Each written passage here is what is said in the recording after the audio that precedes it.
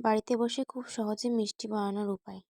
প্রথমে সুজিটাকে ভেজে নেব। গ্যাসের আঁচটা কম দিতে হবে। সুজিটা ভাজা হয়ে গেছে, এবার দুধটা দিয়ে দিচ্ছি। কিছুক্ষণ নেড়ে চেড়ে তারপরে উঠিয়ে নেব। এটাকে আবার একটু ঠান্ডা হতে দেব। তারপর একটু ঘি দিয়ে দিলাম। ভালো করে মেখে নিতে হবে। মাখা হয়ে গেছে, দেখুন এরকম থাকবে। এবার আমরা মিষ্টির রসটা বানাচ্ছি। 2টো এলাচ দিয়ে দিলাম জলের মধ্যে। এটাও হয়ে গেছে, দেখুন। পরিমাণ মতো চিনি, তোমাদের মাপ মতো সেটা তোমরা নিয়ে নেবে। একটা তেজপাতা,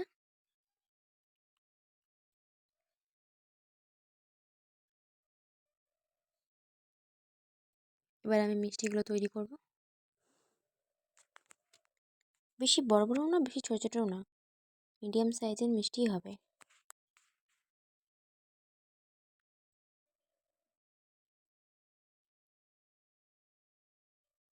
দেখুন কি সুন্দর লাগছে। খুব সহজেই করা যায় এগুলো। তেল গরম করে মিষ্টিগুলো দিয়ে দিচ্ছি ভাজার জন্য। ভালো করে ভাজতে হবে, লাল লাল করে।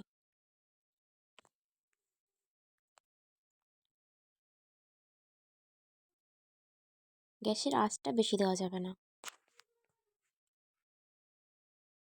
দেখুন কি সুন্দর লাগছে। হয়ে গেছে, এটা রসের মধ্যে দিয়ে দিচ্ছি। সবগুলো এইভাবেই ভেজে নেব।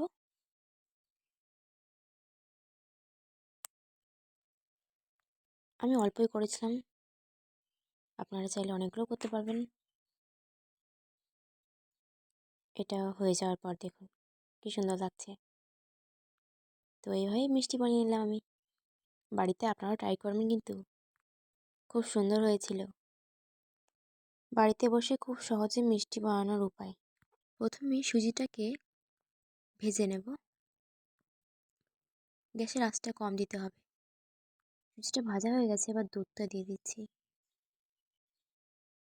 কিছুক্ষণ নেড়ে চেড়ে তারপরে উঠিয়ে নেব। এটাকে আবার একটু ঠান্ডা হতে দেব। তারপর একটু ঘি দিয়ে দিলাম। ভালো করে মেখে নিতে হবে। মাখা হয়ে গেছে, দেখুন এরকম থাকবে। এবার আমরা মিষ্টির রসটা বানাচ্ছি।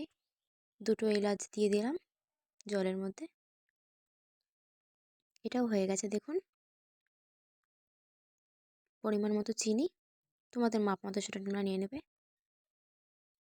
একটা তেজপাতা,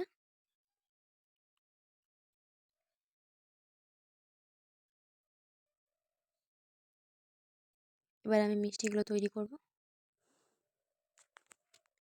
বেশি বড় বড়ও না, বেশি ছোটো ছোটোও না, মিডিয়াম সাইজের মিষ্টিই হবে।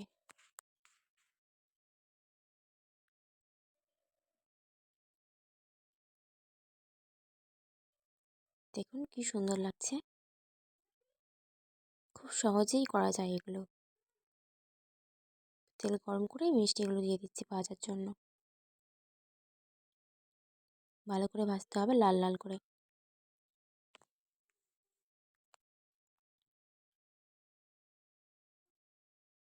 গ্যাসের আঁচটা বেশি দেওয়া যাবে না। দেখুন কি সুন্দর লাগছে। হয়ে গেছে, এটা রসের মধ্যে দিয়ে দিচ্ছি। সবগুলো এইভাবেই ভেজে নেব।